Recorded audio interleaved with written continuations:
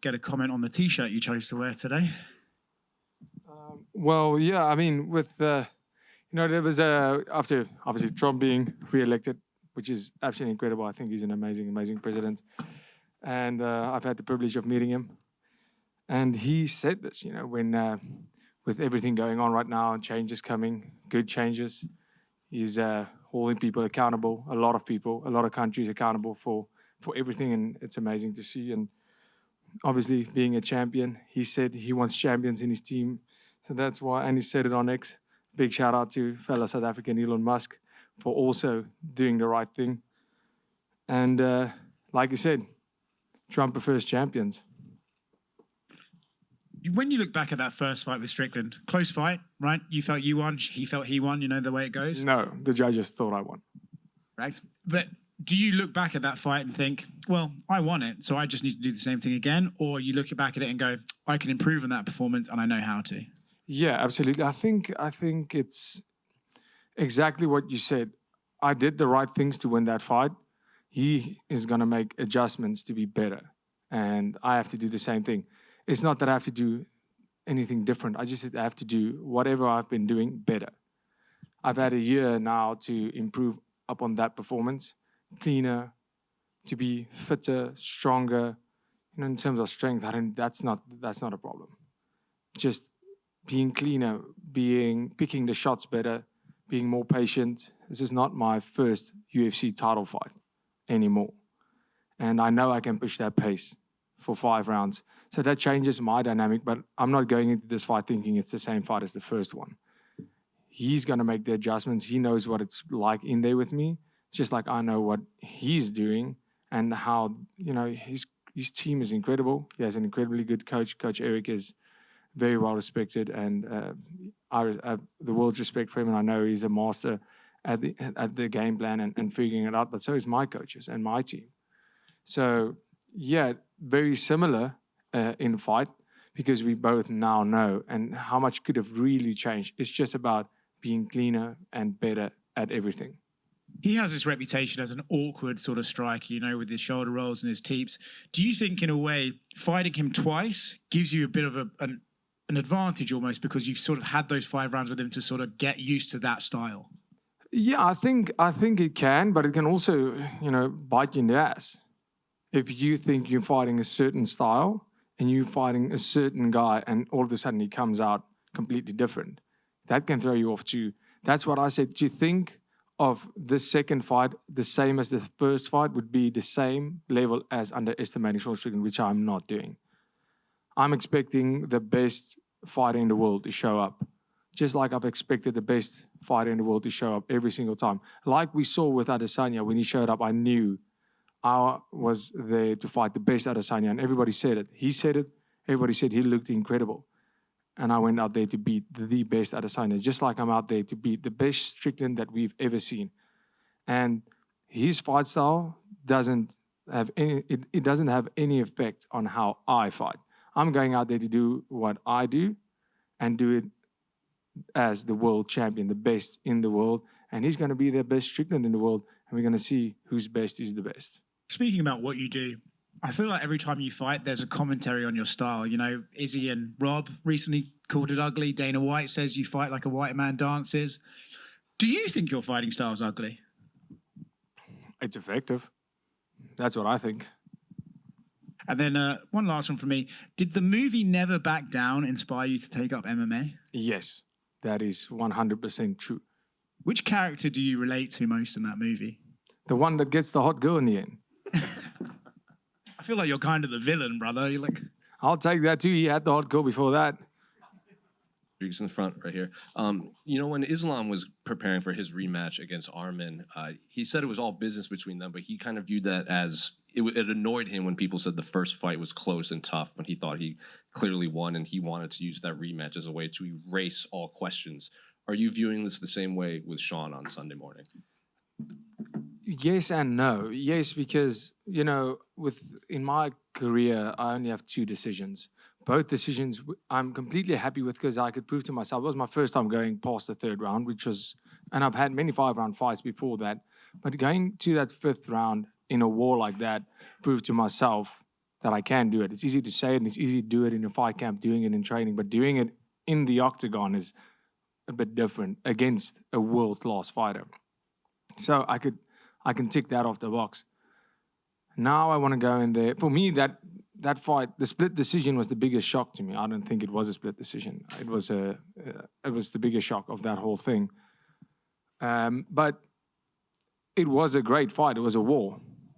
You know, if you play the odds like Strickland and having 8 split decisions in your career, you know, a split decision is what you call a coin flip. If you flip that coin 8 times, you're bound to get unlucky a couple of times. You know, he got lucky with the split decision, otherwise we wouldn't be here now. I am very happy that they made this fight.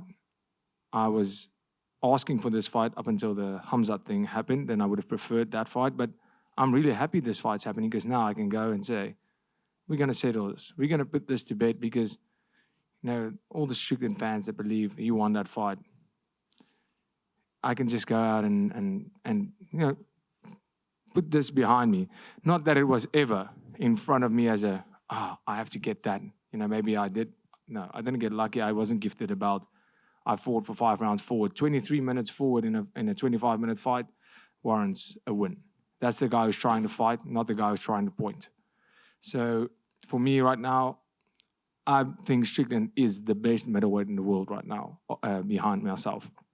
And he deserves to be here. I know he's an incredible, incredible fighter. He's so good defensively. He's tough. He's hard to hit. And when you hit him, it doesn't have that effect as, you know, on normal guys. This man is an apex predator. So this is the toughest fight of my life coming up. And I'm ready for that because I'm an apex predator and he's in my area right now. We're going to go to that dark place from the word get-go and we'll see who comes out. And I can't wait for that because even if this goes to a decision again, it will be an all-out war and there will be no doubt that I'm the best in the world. It's kind of going off of what you said in that, you know, Sean, it's difficult to fight and everything. You know, a lot of people were confused by Paulo Costa's approach to that fight against Sean Strickland. They were surprised at how he wasn't the usual Paulo Costa trying to blitz forward. Do you think that was just more fans are overlooking, like Sean made him do that? Like that was Sean's approach and he's the reason Paulo was kind of out of sorts? Yeah, absolutely, because you could see that. I mean, Sean, he's a bully fighter. I said it before, he's a bully fighter and, you know, he's been a bully on the mic, but the bully fighter is not a bad thing. What he does is he walks forward and he imposes his game on his opponents. And because the shots aren't that powerful, because it seems unassuming, you just wait and you take a teep and you take a jab and you take a jab and you take a teep and you go backwards and you're waiting for then you miss and you miss. And you're going backwards looking for your opening. Before you know it, you've been going backwards for 2 rounds and you're behind on points. Now you have to make it happen. And he kind of forces you. And then the momentum is so far for him that he has it. And then when he fights that way, you're not pushing a pace if you're going backwards. So he's fighting at his pace. He can jab, he can kick, he can jab, he can throw the whole day. He can throw quantity because it's not that hard. That is why he has been so successful in everything he does. That's why he could beat Adesanya the way he did. And that's why he beat Paulo Costa the way he did. Because guys realized too late in the fight, listen, this guy is ahead on points right now. And then they have to do something desperate and then it's too late. So yeah, that is definitely not, the guy is not fighting good. It's all credit to Strickland for doing what he does and imposing his game plan. And in Perth, I remember after you beat Israel, you walked by Media Row and you looked at all of us and you said, everyone that picked against me, haha, you look like dumbasses now. That is factual. I'm just curious, like, do you pay attention to that? Like the people that do pick against you or have criticisms of you, or is it just like out of sight, out of mind? No, I don't pay attention to that. I just don't miss anything. I see it. I know it. But it doesn't make any difference to me. It's just fun to make fun of people that picked the wrong side. And then just last one for me. Obviously, you strike me as someone that, you know, you don't need validation or anything like that from other people. But I'm curious if you heard Kamaru Usman's like recent comments where he said it's no longer the 3 kings, it's the 4 horsemen, because he includes you in the African champions of the UFC. What do you make of those comments? Like, are you happy to hear that? Does it matter? Does something like that matter to you, that a guy that was very pro-Israel, Israel Adesanya, saying, it was you versus the three kings, and now he's including you in that group of champions. Yeah, absolutely. It's a massive honor and privilege to be a part of that group. And if you look at guys like Kamaru, Francis, and Israel, absolute greats in the sport, and now Dricus Du Plessis era, and being part of that group is a massive honor. A massive honor because it's a small portion of very special people, between a small percentage of champions. Fighting in the UFC makes you one in millions. Being a champion makes you even more. And being part of that group is something that doesn't mean anything to anybody else, but to me, as an African-born fighter, African-raised, African-residing champion, just like for them, it means the absolute world to be a part of that group. Because just a quick one, I saw Sean was talking about a headbutt in the first fight and how it impacted the fight. What was your reaction when you saw him sort of saying that was one of the key things that sort of turned things around? Well, my reaction was it only felt like a headbutt. My right hand is really, really hard. But it wasn't a headbutt. It wasn't a headbutt. There's evidence all over. You can see the video footage. Everything is there where the eye is already bleeding before where he shows the headbutt. It was a right hand. I remember it in the fight, seeing it. I remember in the fight I was throwing the right hand and I could see the blood coming from his eye the first time. And I caught him on that exact same eye many times. You can watch that fight back. How many times I caught him on that exact eye. And the blood started pouring. Late in the fight, don't you wrestle with your head? The head was there. I saw what he showed, but he was already bleeding then. And that was definitely no headbutt. There was rubbing. Our heads were rubbing against each other as you would when you wrestle. That's why we have cauliflower ears. Both you guys have a lot of respect for each other after the first fight. But you did mention it, he can be a bully in the octagon. He can sometimes be a bully on the mic. What are you expecting from this press conference tomorrow, now that you guys have shared the ring together for 5 rounds? Do you imagine it might actually be more respectful than what people might be thinking? I think there's so much mutual respect between me and Strickland, well, at least from my side. I have all the respect in the world for the man. He's an absolute warrior. He's an incredible, incredible fighter. I think he's proven that. In the beginning, when he beat Israel Adesanya, he got his title shot by fluke. He was the number 7 ranked guy. There was nobody else. He stepped up. He was never supposed to be there. And he proved that he belonged there. And after I fought him, I went, wow, he's a lot better than I thought. He is as good as, the papers say. He's deserving of this title shot. I can't believe he hasn't had it earlier. He is an incredibly good fighter. And I just know I'm better. So the respect is there. And especially after sharing such a war with somebody, the respect is there, especially from my side. I know what it takes to get in there and to go what I went through and what he went through. And now we are competing and there is respect, but there's not a person in front of me. It's something in my way. And like I said, you can be the nicest guy. I don't care if it's more respect, less respect. He can be the biggest asshole to me. He can be the nicest guy. It makes no difference on what happens fight night. But in the lead up, I would assume it's going to be a bit more humane this time around. But if not, I'm ready for anything. Last question for me. We saw in Embedded you're quite talented musically. Are we getting the guitar out of the open workouts, doing an unplugged Dricus Du Plessis acoustic performance for Sydney today? Absolutely not. Thank you. Dricus, people talk in MMA about fighter IQ a lot, but the regular IQ you showed with your proposal tactic, having your fiancée organize the party for you, is genius. But from the moment you knew you wanted to marry her, did you start coming up in your mind how you wanted to propose and what was the ideal way you wanted to do it? Well, it's not about me that moment. It's about the fiancé, I would assume. I think that is how it should be. And she never said how she wants it. I just knew she would like her family there. I knew I would like my family there. And some of our close friends, ever since like it can't just be her family. And I knew that was something she would want. And when I started thinking about it, her family was away, my family was away because it was the holidays when I wanted to do it. And I said, wait, on my birthday, she wouldn't expect anything. And she's going to arrange everything. And wouldn't it be weird to have all our family, the whole family, my family and her family there, also having our friends there? It's not going to be weird. And the photographer, everything ready. It's not going to be suspect at all.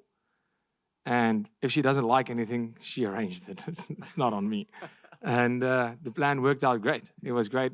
I was more nervous for that. And I thought, whatever, I'm just going to do it. Didn't think about it. Thought on the night, just going to go with it. I'm going to say this and this. Didn't say anything. I was mumbling some random shit. I don't know what I was saying. And then the ring box got stuck in my pocket. I should have taken it out thinking about it because I have big hands and my hand got stuck in the pocket. Well, she said yes at the end. Well, when I was so nervous when we got up and I put the ring on, I asked her, did you say yes? I didn't even see if she said yes.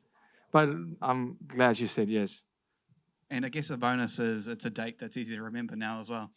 Easy money. Easy. Congratulations. Thank you so much. Dricus back here. In Sydney in Perth before your fight with Israel, I asked you about I felt a lack of respect you got as a champion, and you said you don't fight to appease people on the internet. And while I know that hasn't changed, do you feel you get more respect coming off your last victory? I always feel the respect. I don't even pay attention to the disrespect. I don't. I can tell you this. I read it. I laugh. Sometimes I have an off hour and I go on X and reply some random people. I don't even know if they are somebody, and just read it. Go, oh, great. I can dish out some banter. Other fighters, if I have time, if I have an extra hour sitting on the couch, and I go, cool, let's banter, and then I'm not paying attention again for like a week or two, and when I have an off hour, I'll go on and have that. That's how I approach any disrespect. I mean, it's the disrespect. I don't even. It's like water off a duck's back.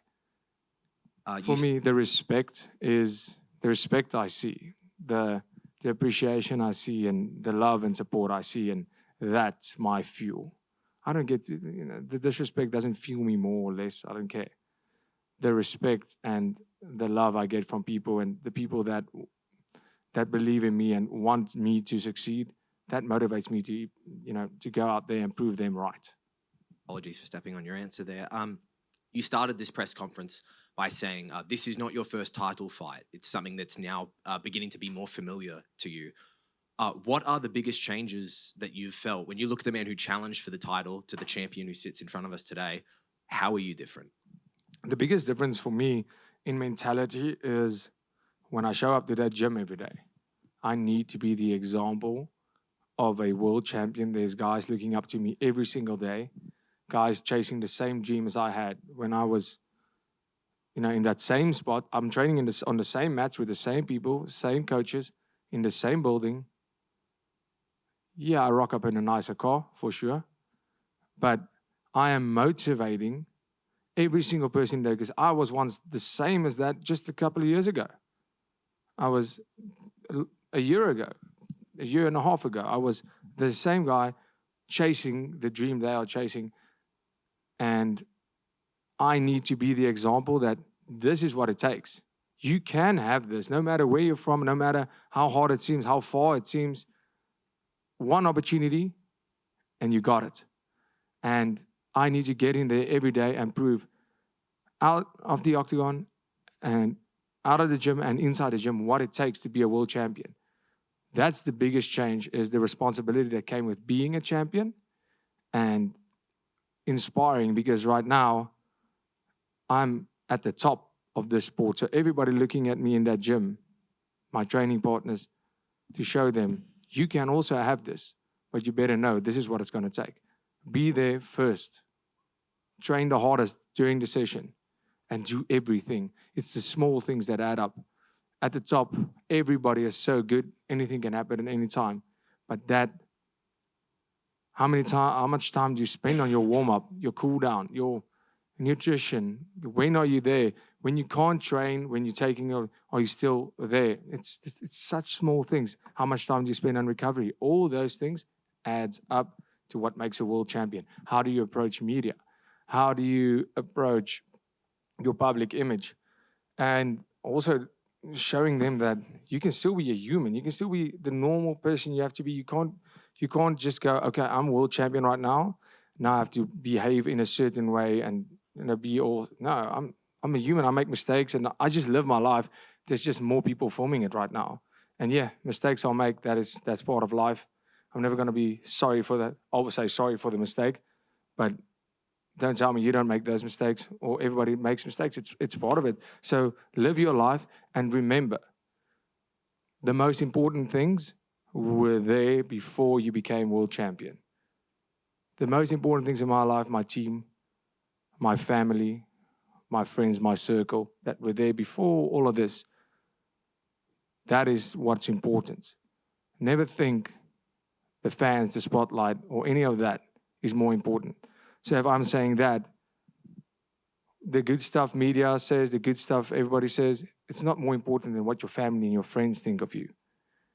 And the bad things they say is definitely not more important than what your family and friends think of you. And once you have that, you'll always be happy and you'll always be in a good space. I can have everything in the world. Without them, without the people that make my life worthwhile, nothing else matters. Very much. How you going, Dricus? Good to see you again, mate. Congratulations on your engagement. Thank you. I recently listened to your podcast with Mighty Mouse. It was awesome. What really interested me was your take on wanting to, stamp your legacy in the middleweight division, not move weight classes, at least not in the near future. Could you go into a bit of that now? Like, there's so much talk about other champions wanting to move, Ilia Topuria, Islam Makhachev. Why do you have a different take, those champions? Yeah, I think, when the time is right, the time is right. I think if there's nothing left, yeah, the move is there. I 100% agree with that. If Robert Whittaker would have beaten Hamzat, would have changed my opinion. If, not that I said I wouldn't have taken that fight, but then we have a case. If you start doing a rematch now and then another rematch, that's when it becomes dodgy in terms of, do I still need to be in this weight division? But if you look at the middleweights now, I said at least 3 times defending my title before going up. This is my second one. But look what happened with Imavov just now. How the middleweight picture changed in the last year. The whole top, from the rankings from 1 to 5 completely changed. Izzy and Rob being at the top for how many years has gone to 4 and 5. You have Imavov at 2, Strickland at 1, Hamzat somewhere, and you have Carvajal coming up. You have these guys coming through the ranks, a complete new era of fighters, and I'm part of that era. And it's amazing for me to lead that era and in the middleweight division. And before I want to move up, I want it to be clear that I am the greatest middleweight on this planet. Very interesting. You were mentioning a lot of those top-ranked middleweights. You have Sean Strickland training with Kai Bahayo, Rob Whittaker training with Israel. You say you want to train with either Rob or Israel or both of them. Do you find it interesting that so many in the top 10 of that division are training with each other, even though they're meant to be competitors? Yeah, I guess I'm not training with anybody in the top 10. Lucky for me. I just think with Rob and Izzy, it's a different dynamic. Right now, they know trajectory-wise, they'll never fight each other again. And yeah, Rob can, at his age, can make another run for it. I think he has another run left in him, 100%.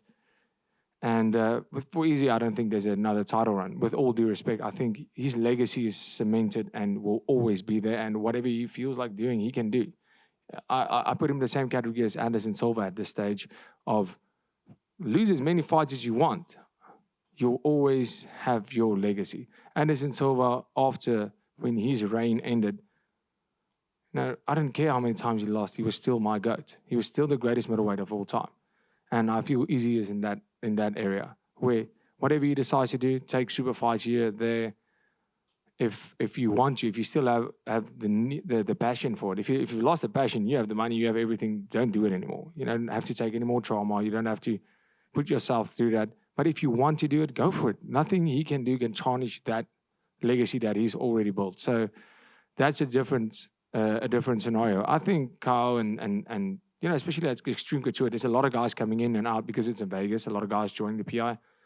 I guess that's a mutual agreement they have. Okay, cool. We train together now, but if the fight comes, we're doing it, and I can respect that. And one last one from me.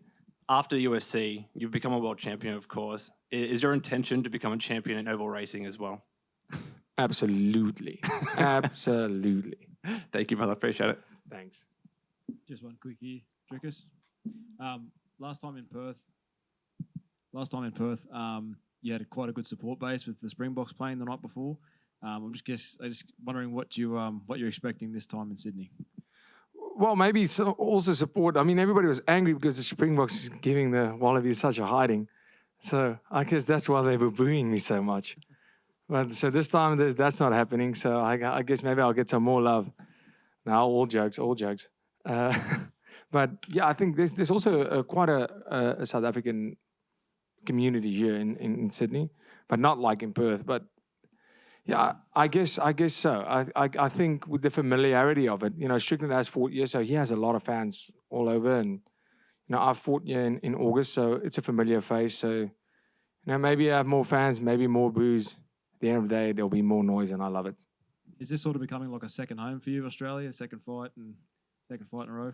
Well, after the traffic I just experienced, no, I'm not living here.